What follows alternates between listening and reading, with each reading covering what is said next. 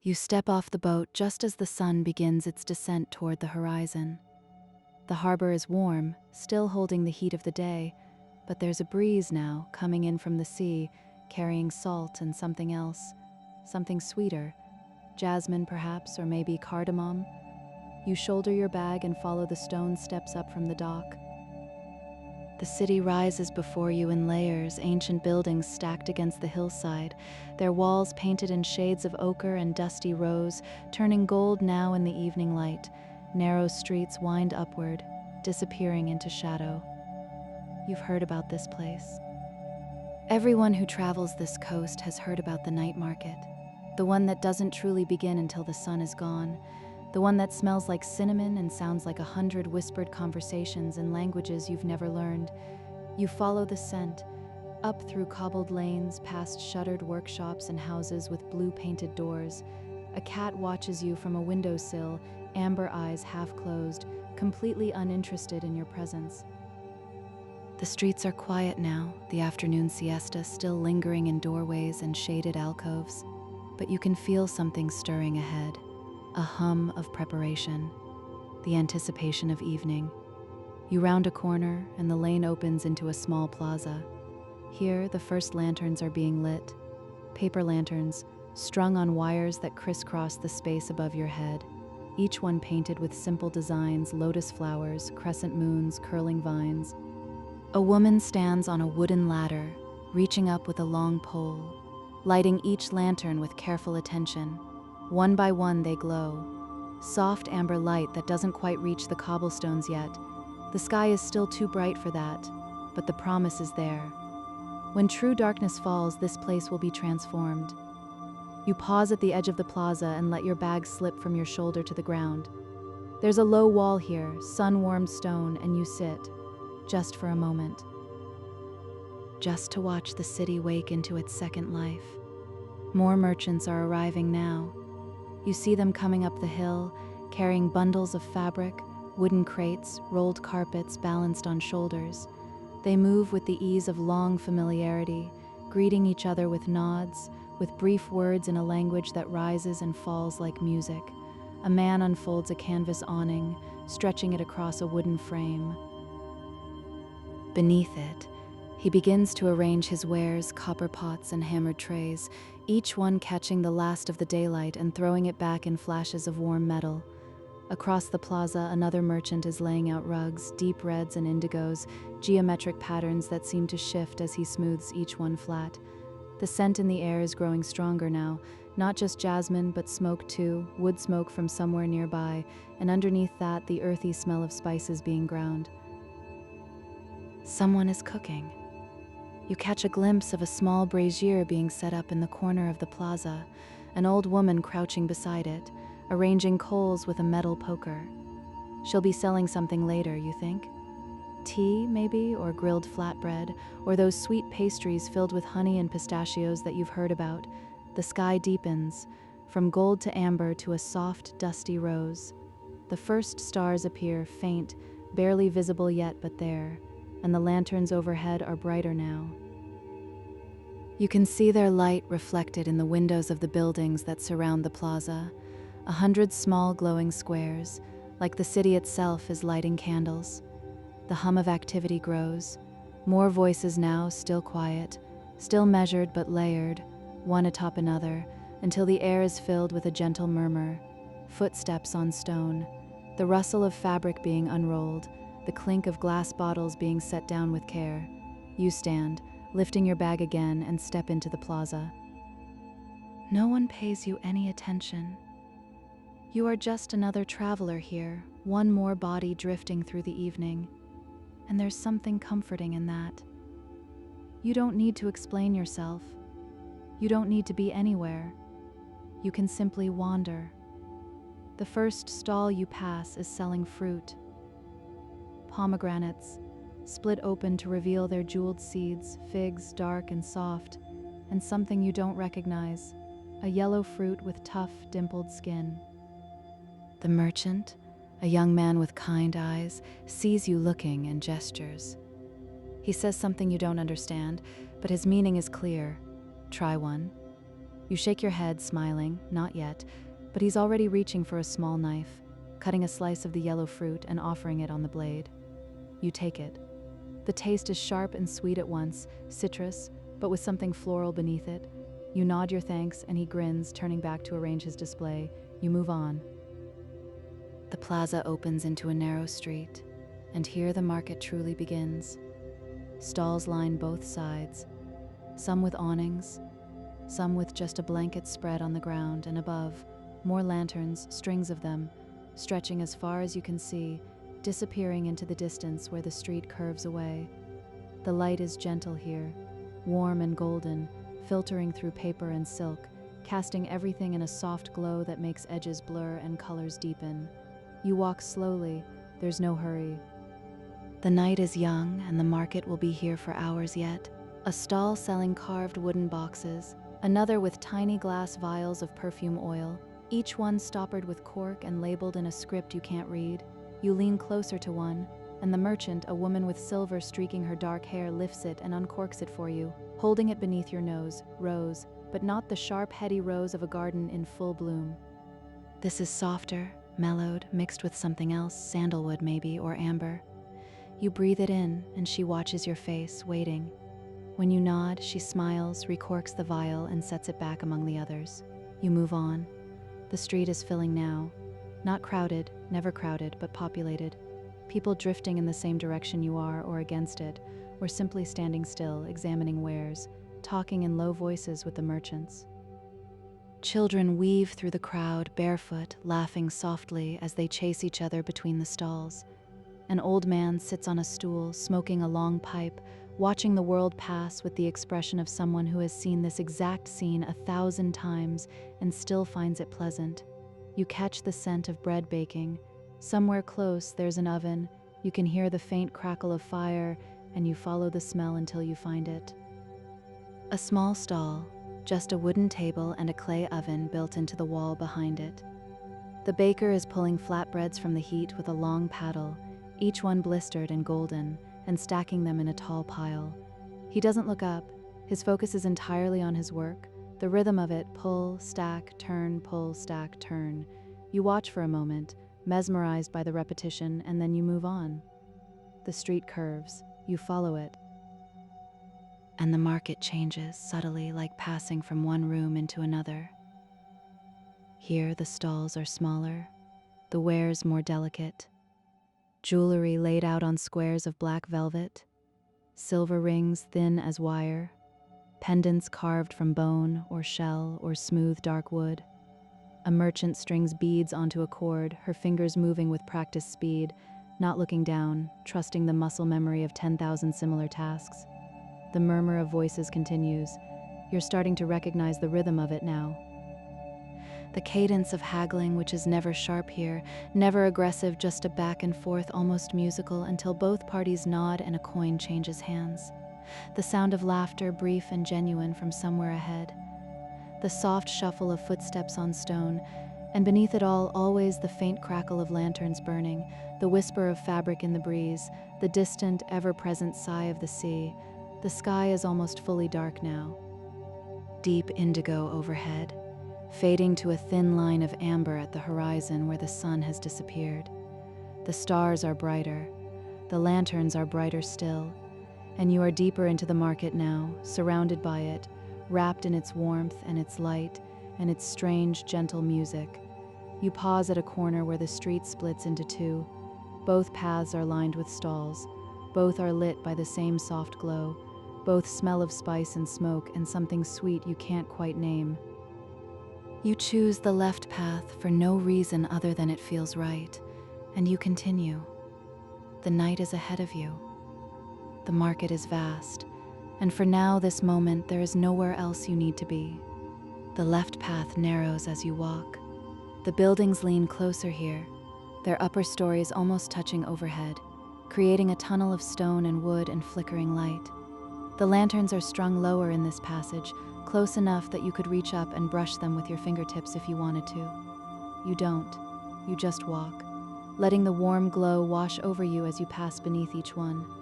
The scent in the air is changing. Still smoke, still spice, but now there's something else. Something clean and faintly dusty at the same time. Cotton, raw wool, the smell of fabric. You round a gentle curve and the passage opens into a wider street, and here, the market transforms again. This is the fabric quarter. You know it immediately. Every stall is draped in cloth, bolts of it stacked on tables, hung from wooden frames, spread across the ground in rippling pools of color. Silk in shades of crimson and deep plum, cotton printed with tiny flowers or paisley or simple stripes. Linen in cream and pale gray, heavy brocade woven through with gold thread that catches the lantern light and throws it back. It's like walking into a garden where the flowers are made of fabric. You slow your pace even further. There's too much to see, too much texture and color and pattern, and you want to take it in without rushing. The first stall you pass is selling scarves. Dozens of them, hundreds maybe, folded and stacked in tall piles or draped over a wooden ladder that leans against the wall. The merchant is a woman, older, with a gentle face and hands that move constantly, adjusting a fold here, smoothing a wrinkle there. She sees you looking and lifts one of the scarves, a length of pale blue silk, so fine it's almost translucent, and lets it unfurl. It floats on the air for a moment, suspended before settling into her hands. She holds it out toward you, an invitation. You step closer and touch it. The silk is cool against your fingers, impossibly smooth and light enough that you barely feel its weight. The woman says something in her language, soft and musical, and though you don't understand the words, you understand the meaning. Beautiful, isn't it? You nod. It is. She folds it carefully and sets it back on the pile, then turns to another stack, pulling out a scarf in a different color. This one deep green, embroidered along the edges with tiny leaves in gold thread. She drapes it over her own shoulder to show you how it falls. You watch, and she watches you, waiting to see if this one calls to you more than the last. But you're not here to buy. Not yet, anyway. You're here to drift, to observe, to let the market unfold around you at its own pace. You smile your thanks and move on, and the woman doesn't seem disappointed.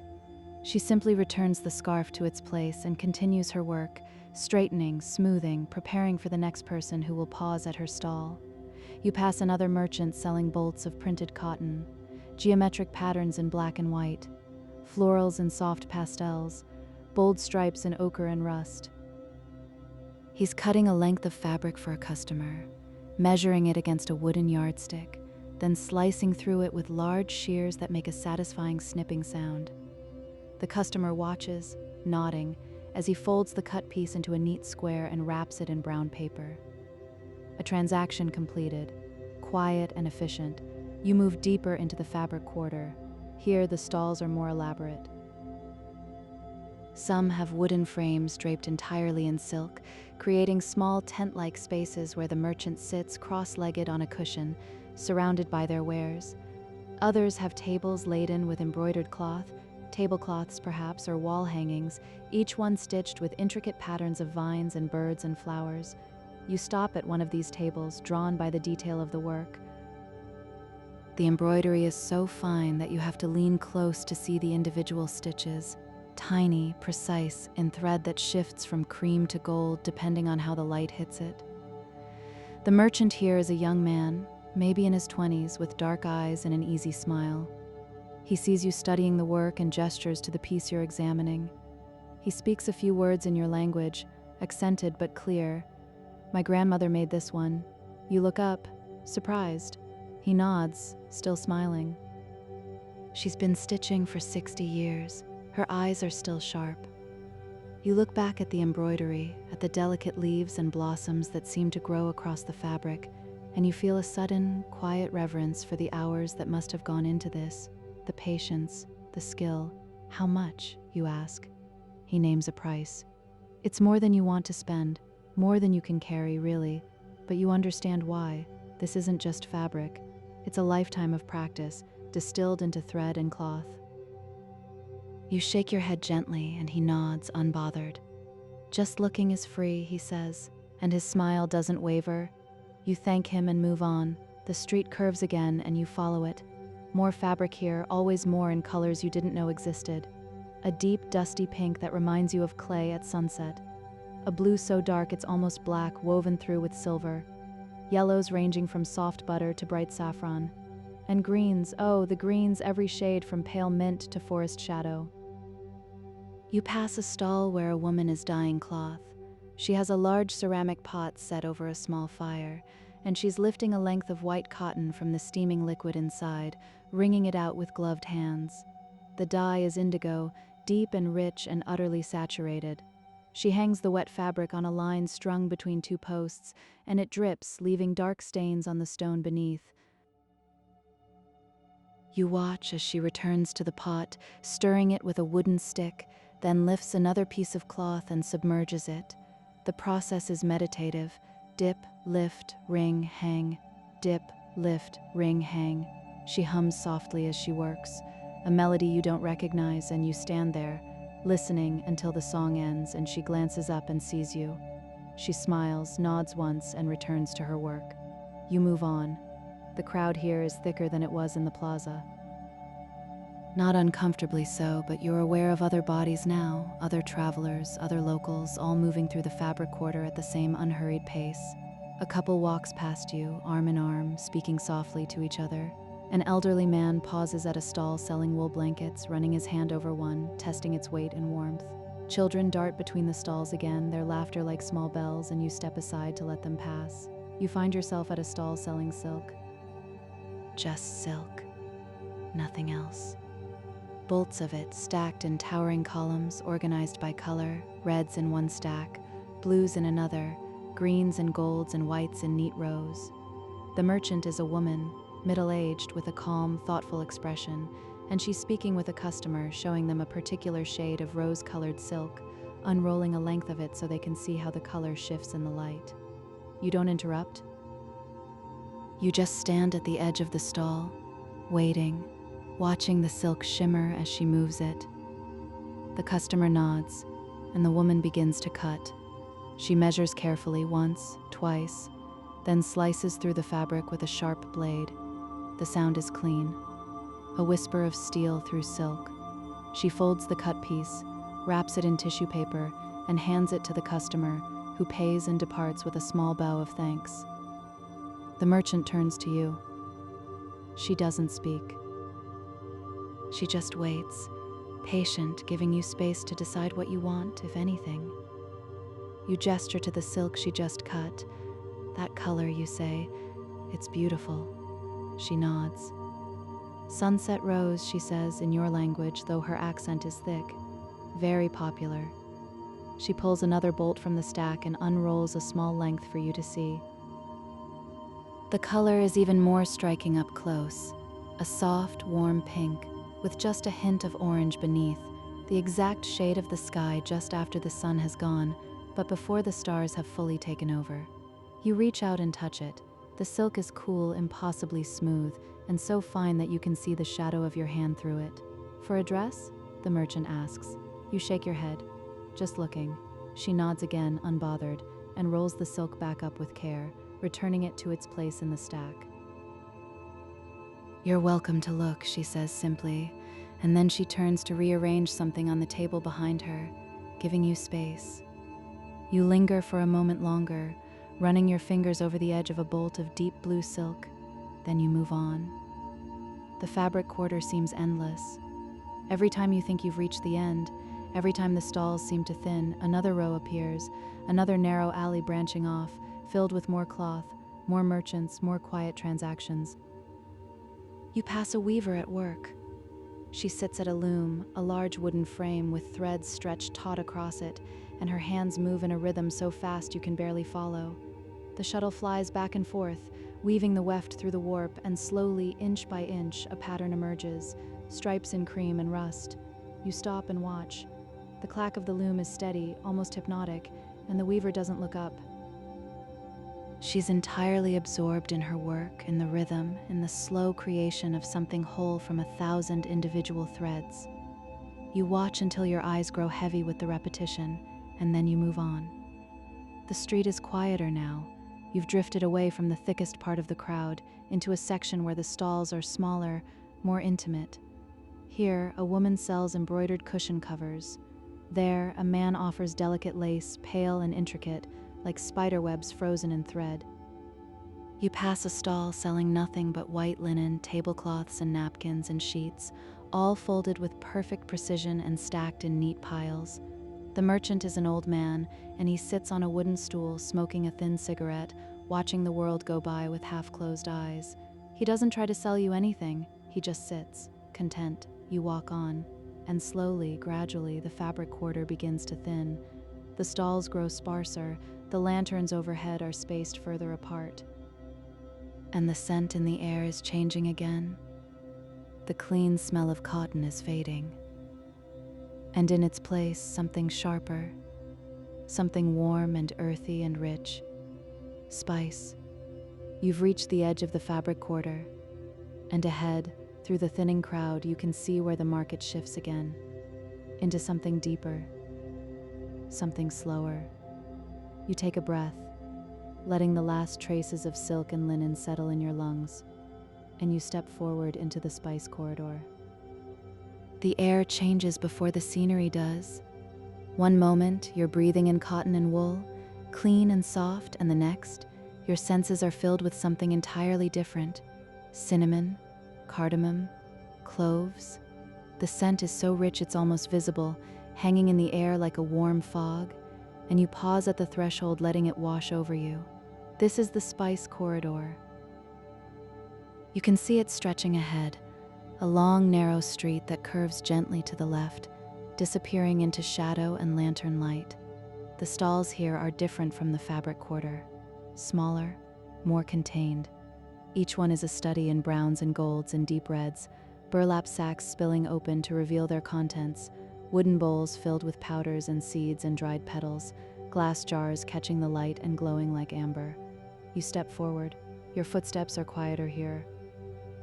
The cobblestones are covered in a fine dust, spice that's been spilled and swept and ground into the stone over years, decades, maybe centuries. It muffles sound, softens everything. The first stall you reach is selling dried peppers, hundreds of them strung on long cords and hanging from the awning like curtains.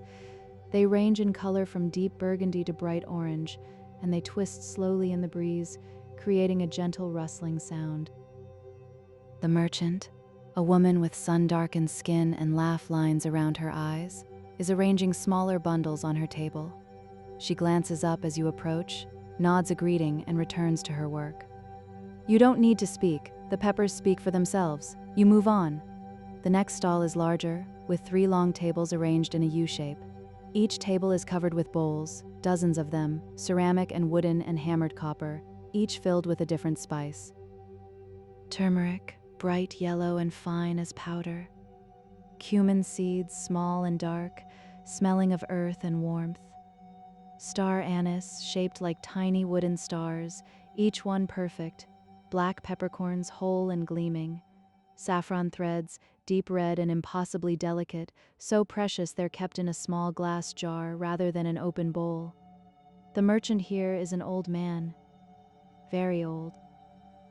His face is weathered, creased with lines that speak of decades in the sun, and his hands shake slightly as he measures out spices for a customer. But his eyes are sharp, clear. He knows exactly what he's doing. You watch as he scoops a small amount of coriander seeds into a paper packet, folds it with practiced precision, and hands it to the customer with a nod. The customer pays, and the old man tucks the coins into a leather pouch at his belt. Then he looks at you. He doesn't speak. He just gestures to the table, an invitation to look, to smell, to touch. You step closer. The scents here are almost overwhelming in their intensity.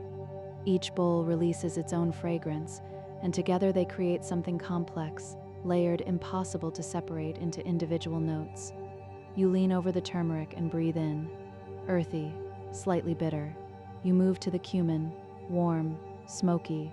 The star anise smells like licorice and wood, the saffron like honey and hay. The old man watches you with quiet amusement. He reaches for a small bowl you hadn't noticed, one tucked behind the others, and he lifts it, holding it out for you to smell. You lean in. The scent is sweet and floral, almost overwhelming, but beneath it there's something darker. Musk, maybe, or aged wood? Rose and oud, the old man says, his voice rough with age but kind. From the mountains. You nod, and he sets the bowl back in its place, his hands trembling slightly but never spilling a single petal. You stay at his stall for a while, not buying, just present, breathing in the scents, watching his careful movements as he serves other customers. An older woman asks for ginger root, and he produces 3 large knobbly pieces from beneath the table, letting her choose the one she wants. A young man requests green cardamom, and the old merchant scoops it into a paper cone with a small wooden spoon, then twists the top closed with a deft motion. Each transaction is quiet, respectful. There's no haggling here. The prices are what they are, and everyone seems to accept that. Eventually, you move on. The corridor continues, and you follow it deeper. More stalls, more spices. A woman selling only cinnamon, bark and ground powder, and even cinnamon oil in tiny glass vials. A younger merchant with baskets of dried chilies, some small and wrinkled, others long and glossy. A table laden with curry blends, each one a different color, yellow, red, green, brown, mixed fresh and sealed in small tin containers. The crowd here is thinner than it was in the fabric quarter. The spice corridor doesn't attract casual wanderers. The people here know what they want. They move with purpose, stopping at specific stalls, speaking briefly with the merchants, making their purchases and moving on.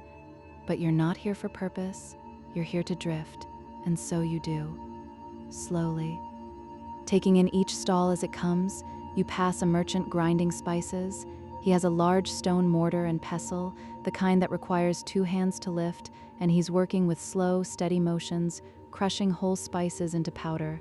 The sound is rhythmic, stone against stone, grinding, crushing, releasing scent with each turn.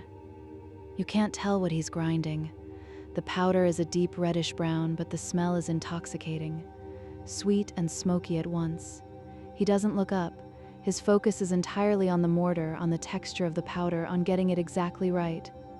You watch for a moment, then move on. The lanterns overhead are fewer here. The light is dimmer, but that only makes the glow warmer, softer, like the market is slowly settling into sleep. You pass a stall selling tea. Not spices exactly, but close enough. The merchant has rows of glass jars filled with dried leaves and flowers, green tea, black tea, white tea with jasmine blossoms, oolong dark and twisted, chamomile pale and delicate, hibiscus deep red and tart smelling. She's brewing a pot as you approach, pouring hot water from a copper kettle into a small ceramic teapot, and the steam rises, carrying the scent of bergamot and orange peel. Earl Grey, you think? Or something close to it. She sees you looking and lifts the pot slightly. A question. Would you like some? You hesitate, then nod. She pours a small amount into a handleless cup and hands it to you. The ceramic is warm in your hands. You lift it to your lips and sip. The tea is perfect, hot but not scalding, fragrant and smooth with just a hint of citrus that lingers on your tongue. You drink slowly, savoring it, and the merchant goes back to her work, organizing jars, wiping down her table with a damp cloth. She doesn't expect payment for the tea. It was a gift, a moment of hospitality in the middle of the market. You finish the cup and set it back on her table, nodding your thanks. She smiles, a small, genuine expression, and waves you on. You continue down the corridor. The spice stalls are thinning now, replaced by other things. Dried fruits, dates and apricots and figs, sticky and sweet. Nuts, almonds and pistachios and hazelnuts, roasted and salted. Honey sold in jars of varying sizes, some pale and clear, others dark and opaque. You pass a man selling preserved lemons. They sit in a large ceramic jar, packed in salt and their own juice, their rinds softened and fragrant. He lifts one out with a wooden spoon, holding it up for a passing customer to see. The customer nods, and he wraps the lemon in wax paper, handing it over in exchange for a few coins. You're walking slower now. The scents and the warmth and the gentle rhythm of the market are beginning to settle into your bones. There's no urgency here, no need to hurry. The night is long, and the market stretches on. You reach a section where the corridor widens slightly, and here there are benches, low wooden benches, simple and worn smooth by years of use. A few people sit, resting, watching the flow of the crowd with tired but content expressions. You consider joining them, but not yet. There's more to see. You pass a stall selling incense, sticks and cones and small bricks of compressed resin. The merchant is burning a sample, a thin stick planted in a bowl of sand, and the smoke rises in a slow, lazy spiral. Sandalwood, you think? Or maybe frankincense, something woody and sweet and faintly sacred. You breathe it in as you pass, and it mingles with the other scents, cinnamon and cardamom, and the faint bitterness of coffee brewing somewhere nearby. The corridor curves, you follow it, and as you round the bend, you see something ahead that makes you slow. A stall larger than the others with a faded green awning and a table covered in tiny glass bottles. The merchant is an elderly woman.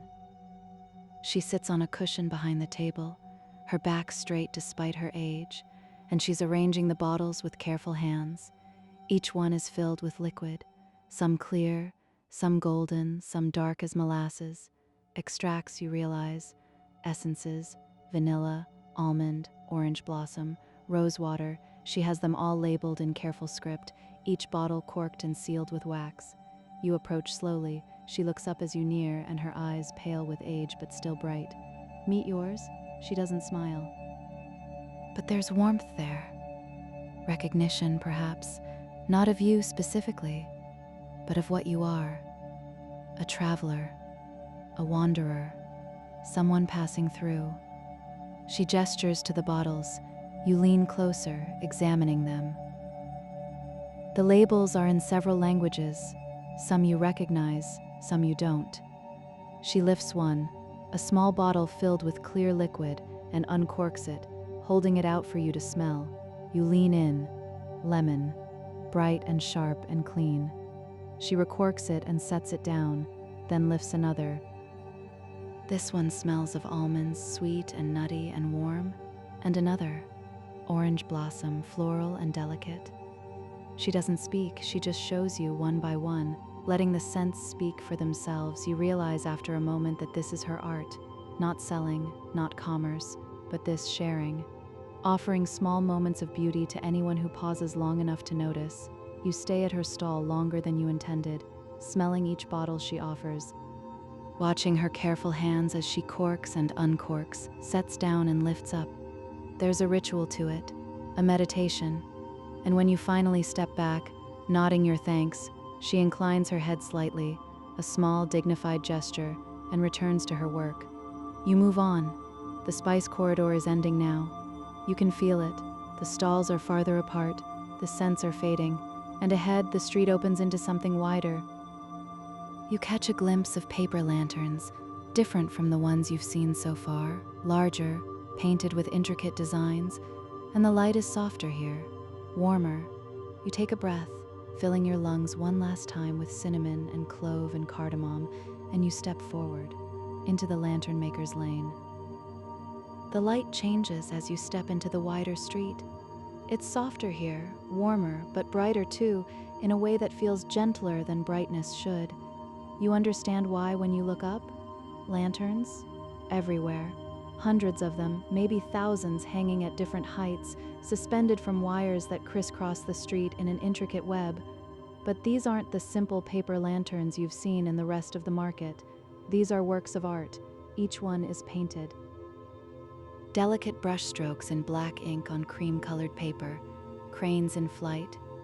Their wings spread wide, cherry blossoms drifting on an invisible wind, mountains rising in layers of mist, fish swimming in circles, their scales suggested with just a few careful lines. Some are round, some are cylindrical, some are shaped like stars or flowers or geometric forms that seem to fold in on themselves, and the light that comes through them is warm, golden. It pools on the cobblestones below, creating circles of brightness that overlap and blend, turning the street into a patchwork of light and shadow. You stand at the entrance to the lane and simply look. The effect is almost overwhelming, not in a harsh way, but in the way that beauty can be overwhelming when you encounter it unexpectedly. You take a slow breath and step forward. The lane is quieter than the spice corridor. Fewer people, fewer voices. The merchants here don't call out or gesture. They sit at their stalls working and let the lanterns do the inviting. The first stall you pass is a workshop more than a shop. A long wooden table covered in tools, brushes of varying sizes, pots of black ink, sheets of rice paper cut into careful rectangles, thin bamboo frames in various stages of construction. The lantern maker is a man, perhaps in his 50s, with silver threading through his dark hair and spectacles perched on his nose. He's painting. His brush moves across the paper with complete confidence, no hesitation, each stroke deliberate and precise. You watch as he creates a bird. Just a few lines, a curve for the body, a sharp angle for the beak, a sweep for the tail, and somehow it's alive. You can almost see it moving. He finishes, sets his brush down, and lifts the paper carefully, examining it in the lantern light overhead. He nods to himself, satisfied, and sets it aside to dry. Then he notices you. He doesn't seem startled, just aware. He gestures to the lanterns hanging above his stall, a dozen of them, all painted with similar birds in flight. "You like?" he asks, his voice soft, his accent thick. You nod. "Very much." He smiles, just a little, and returns to his work, picking up a fresh sheet of paper. You linger, watching him paint another bird, this one facing the opposite direction, its wings angled differently. The repetition doesn't make it less beautiful. If anything, it makes it more so. Each bird is the same, but also different, a theme with variations. You move on when he starts a third, not wanting to intrude on his concentration. The next stall has finished lanterns for sale. They hang from a wooden frame, clustered so closely they almost touch, and they sway gently in the breeze. The merchant, a younger woman with her hair tied back in a simple braid, is lighting them one by one with a long taper. She moves methodically, reaching up, opening the small door at the base of each lantern, touching the flame to the candle inside, closing the door again. One by one, they bloom into light. You watch her work. There's something meditative about it. The slow progression from dark to light, the way each new lantern adds to the glow. When she's finished the row she was working on, she turns to you. "Looking?" she asks. "Just looking," you say. She nods, unbothered, and moves to the next row. You examine the lanterns more closely now that they're lit. Some are painted with landscapes, mountains and rivers and tiny houses nestled in valleys. Others have calligraphy, characters you can't read, but which flow across the paper with elegant simplicity. One lantern catches your eye. It's smaller than the others, maybe the size of your two hands cupped together, and it's painted with a night sky. Stars, scattered across dark blue paper, and a crescent moon that glows white when the candle inside is lit. It's simple, almost plain compared to the others, but there's something about it that draws you. The merchant sees you looking. "You like that one?" she asks. You nod. She lifts it down carefully, holding it by the wire handle, and brings it closer so you can see it properly. The candlelight inside makes the stars seem to shimmer. "My brother painted it," she says. "He likes simple things." "It's beautiful," you say. She smiles. "I can wrap it for you. If you want to take it with you." You consider. It would be easy to carry, light as air, really, and the idea of having a piece of this market to bring home is appealing. But not yet. You're not ready to make decisions yet, not ready to think about leaving. "Maybe later," you say. She nods, understanding, and hangs the lantern back in its place. You move on. The lane continues, and with each step, there are more lanterns, more light, more beauty. You pass a stall where an elderly woman is constructing lantern frames. She works with bamboo, thin strips that she bends and ties with thread, creating the skeleton that will later be covered with paper. Her hands are gnarled with age, but they move with absolute certainty. bend, tie, trim. Bend, tie, trim.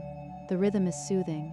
You watch until she completes one frame, a perfect cylinder, ready for paper, and then you move on. The next merchant is painting characters on lanterns. Large, bold strokes in black ink.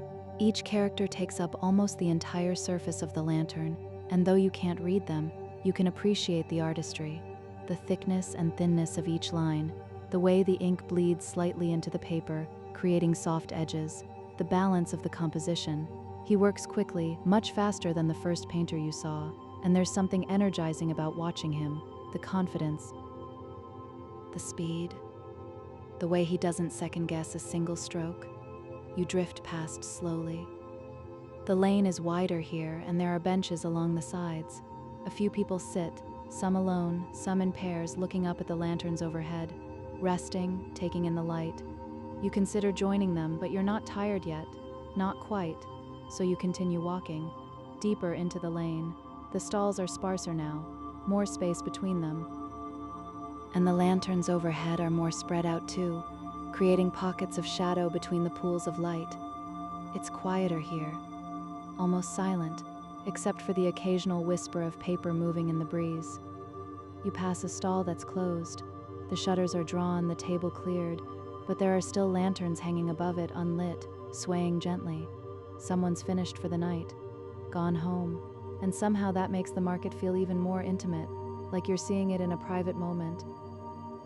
After the bustle, in the calm, you walk on. The next stall you reach has lanterns in unusual shapes, spirals that twist upward, pyramids with 4 triangular sides, long, narrow cylinders that hang like columns. The merchant here is young, maybe your age, and he's painting one of the spiral lanterns with incredible patience. The design wraps around the form, following the curve, and he has to rotate it constantly as he works, keeping the lines smooth and unbroken. You watch, fascinated by the complexity, by the precision required. He must sense your presence because he pauses, glances up, and offers a quick smile before returning to his work. You don't want to disturb him, so you move on. But you glance back once, watching the way his brush follows the spiral around and around, hypnotic in its consistency. The lane curves gently to the right. You follow it. And here, finally, you find a bench that calls to you. It sits beneath a cluster of round lanterns, maybe 20 of them, all painted with the same simple pattern, concentric circles in shades of cream and pale gold. The light they cast is even and soft. You sit. The wood is smooth beneath you, worn by countless other people who've sat in this exact spot. You lean back against the wall behind the bench and look up. The lanterns sway slightly, not enough to be distracting, just enough to remind you they're there, living, breathing. You close your eyes for a moment, just a moment. The sounds of the market are distant here, faint. You can hear footsteps somewhere far off and the occasional murmur of voices, but mostly it's quiet, peaceful. You open your eyes again and watch the lanterns, the way the light shifts as they move, the way the shadows dance on the cobblestones below. There's something timeless about this. You could be sitting here 100 years ago, or 100 years from now, and it would feel exactly the same light, the same peace, the same gentle rhythm of the market settling into night. You sit for a while, not thinking about anything in particular, just being. Eventually you stand. Your legs are a little stiff from sitting and you stretch, rolling your shoulders. The lane continues ahead, but it's narrower now, darker. The lanterns are fewer and the stalls have stopped entirely. You're reaching the edge of the lantern maker's lane. You can feel it. The market is thinning. The night is deepening. And ahead, somewhere in the shadows beyond the last few lanterns, you sense a change, a shift, something quieter still. You walk forward slowly. The last lantern you pass is painted with a single word. You can't read it, but the brushstroke is beautiful, fluid and confident. The lantern sways gently as you pass beneath it, and the light catches your shadow, stretching it long across the cobblestones. and then the lane ends. It opens into a small courtyard, enclosed on 3 sides by old stone walls, and there in the center is a single stall, still lit, still open, the last merchant of the night. You step into the courtyard and the market grows very, very still. The courtyard is small, smaller than you expected. The stone walls that surround it on 3 sides are old, weathered, covered in places with climbing vines that have gone dark in the night. The 4th side is open to the lane you just left, but somehow stepping into this space feels like stepping into a different world entirely. Quieter, more sheltered. Like the market has been leading you here all along. In the center of the courtyard sits a single stall. Not a stall, really. More of a low table, wooden, worn smooth, with a few ceramic jars arranged on its surface. Behind the table is a small fire, not a brazier or a stove, just a fire contained in a circle of stones, burning low and steady, casting warm light that doesn't quite reach the walls, and beside the fire on a woven mat sits a woman. She's older, you can tell that even from here. Her hair is gray, tied back loosely, and her face is lined in a way that speaks of years lived outdoors in sun and wind and weather. She doesn't look up as you approach. She's busy with something, her hands moving in small, precise motions, and you don't want to interrupt. So you stop a few paces away and wait. The fire crackles softly, the only sound in the courtyard. After a moment, the woman finishes whatever she was doing, tucking something into one of the jars, perhaps, and she looks up. Her eyes meet yours. They're dark, calm, and there's no surprise in them, as if she's been expecting you, or at least expecting someone. She gestures to the ground across from her. "Sit," she says. Her voice is quiet but clear, and though she speaks your language, her accent is thick, musical. You hesitate for only a moment, then you lower yourself to the ground. The stone is cool beneath you, but the fire is close enough that you can feel its warmth on your face and hands. The woman nods, satisfied, and reaches for a ceramic pot that sits near the edge of the fire. She lifts it carefully. It's small, with a curved handle and a narrow spout, and she pours liquid into 2 handleless cups. Tea. The scent reaches you immediately. Something floral, jasmine maybe, but with a deeper note beneath it. Something earthy and grounding. She hands you one of the cups. The ceramic is warm in your hands, almost hot, and you cradle it, letting the heat seep into your palms. The woman lifts her own cup and sips, watching you over the rim. You bring the cup to your lips and drink. The tea is perfect. Not too hot, not too sweet, just balanced. The jasmine is there, bright and floral, but underneath it there's something else. Something you can't quite name, a hint of spice, or maybe aged wood. It warms you from the inside. You didn't realize how tired you were until this moment, how much you've been walking, how far you've drifted through the market. But now, sitting here, the exhaustion settles over you like a blanket, not uncomfortable, just present. The woman sets her cup down and reaches for one of the jars on the table. She opens it and scoops out a small amount of something with her fingers, tea leaves, you think, and adds them to the pot near the fire. Then she looks at you. "You've been walking a long time," she says. It's not a question, just an observation. You nod. "I have." She nods back as if this confirms something she already knew. "The market is vast," she says. "Easy to lose yourself in it." You take another sip of tea. "I didn't mind getting lost." She smiles, just a small curve at the corner of her mouth, and she reaches for your cup, refilling it from the pot. "Most people don't," she says. "That's why they come here." You're not sure what to say to that, so you don't say anything. You just drink, and the woman tends the fire, adding a small piece of wood that catches quickly, sending up a brief flurry of sparks. The silence between you is comfortable, unhurried. She doesn't seem to need conversation, and neither do you. After a while, she speaks again. "This is the last stall," she says, "at the edge of the market. After me, there's nothing but the old city, the quiet streets, the places where people sleep." You look around the courtyard. It does feel like an ending, a boundary, Do you always stay open this late? You ask. She shrugs. As late as people need me to. She gestures to the jars on the table. I sell tea and sometimes rest. You glance at the jars. Each one is labeled, but the writing is in a script you don't recognize. What kind of tea? You ask.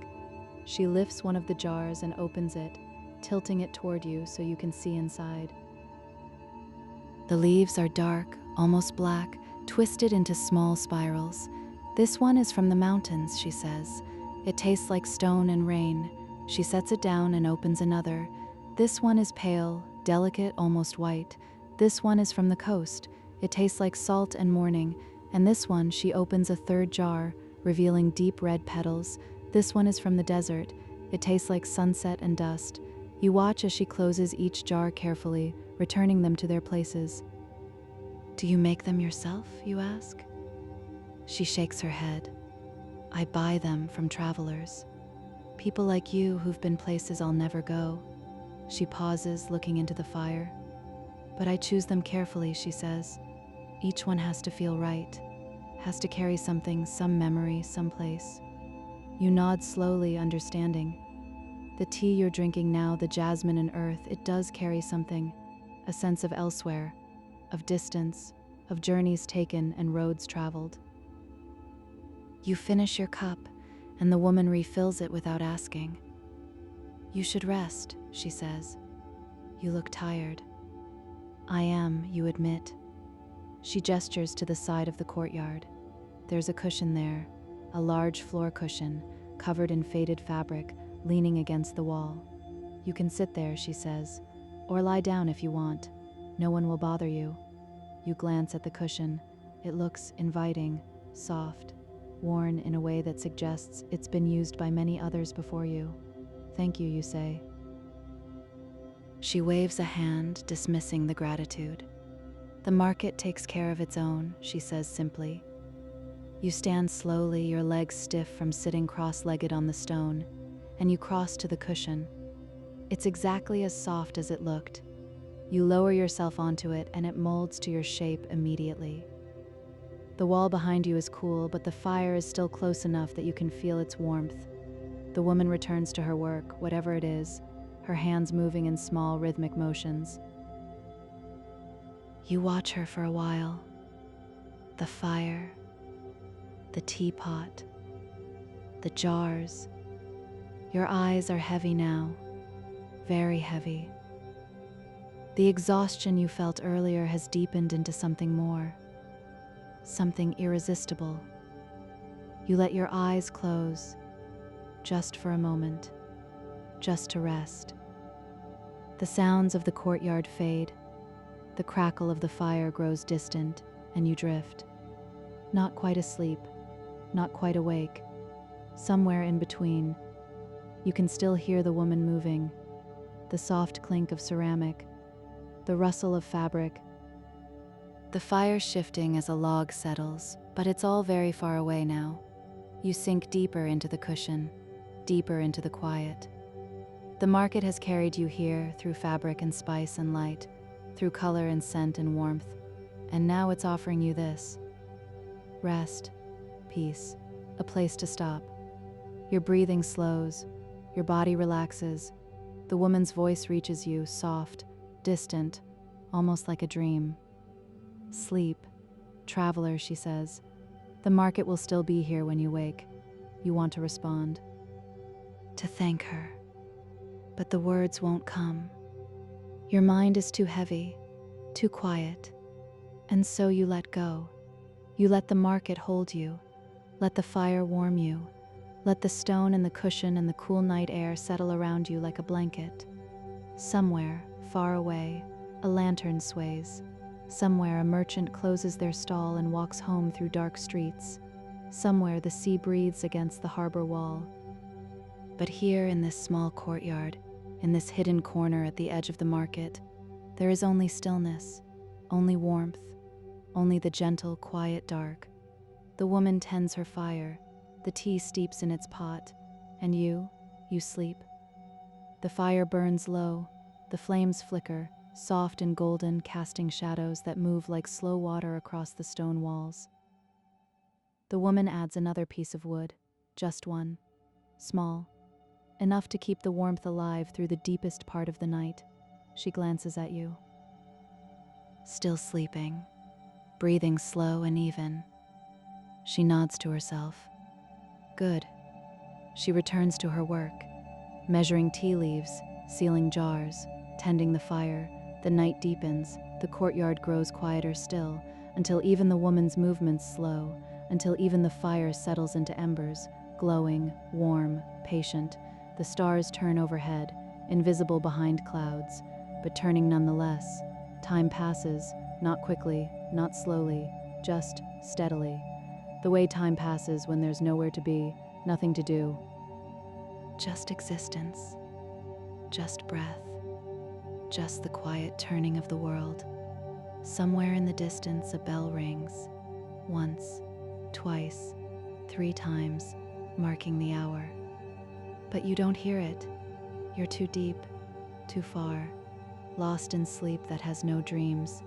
Just darkness, just warmth, just peace. The woman stands. She moves slowly, carefully, so as not to disturb you. She crosses to a wooden chest in the corner of the courtyard and opens it, pulling out a blanket. Woven wool, soft and heavy. She carries it back to where you sleep and drapes it over you, gently, like covering a child. You stir slightly, just a small movement, but you don't wake. The woman steps back. She looks at you for a moment, this traveler who wandered into her courtyard, and then she returns to her place by the fire. She wraps her own shawl tighter around her shoulders. She sips the last of her tea, and she watches the embers glow. The night is very still now. No wind, no sound. Even the fire has stopped crackling, just the soft red glow of coals, just the occasional shift as ash settles. The woman's eyes begin to close. She fights it for a moment. Old habit, the market keeper always stays awake. But tonight she's tired too, and the market is empty, and there's no one left to serve. Her chin dips, her breathing slows, and she too drifts into sleep, into stillness, into the deep, quiet heart of the night. The courtyard holds you both, 2 travelers, 2 souls, resting in the last place the market offers, the hidden corner, the quiet sanctuary, where the stone is cool and the fire is warm and the world, for a few hours, asks nothing of you. Time passes. The embers fade. The fire dies to ash.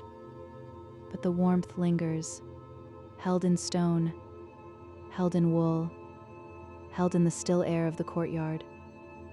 The sky begins to change. Not light yet, not dawn. But the deepest part of night is passing.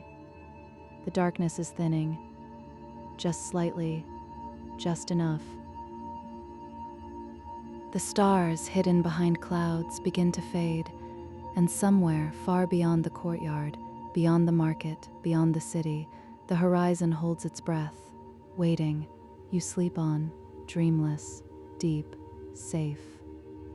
The blanket rises and falls with your breathing, slow, even, peaceful, and the woman sleeps beside her fire, her head resting against the wall, her hands folded in her lap, her face soft with the release of sleep.